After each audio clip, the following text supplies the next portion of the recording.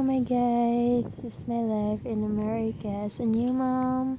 Ayan nga mga guys, pupunta kami ngayon ng Walmart mag Christmas shopping kami. Ayan, sinutan ko si baby yung mga lahat pink. Pati headband dye, pink dye, pati underwear tsaka lang.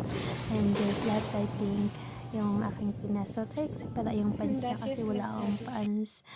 Pero yung damit niya naman, parang jumper guys, ganun. So, ayan, pero silutan ko lang din ng pants para just in case. Kasi nga, sobrang lamig na dito ngayon guys. Sisimula na yung lamig guys. Kaya, ayan. Doble ingat ang nanay. Sobrang protected ng nanay, day. Bala na dyan. Bala kayo dyan. Ayun na nga. Ngayon na nga guys, ito lang kami sa Walmart. Mag-Christmas shopping kami kasi yung Christmas tree namin wala pang laman, day.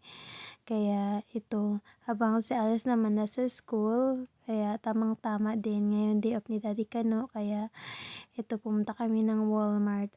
Tsaka, wala pa kaming list kung ano yung mga bibilhin namin. Pero, sabi nga ni Daddy Kano, tingin lang tayo muna. At tsaka, ay!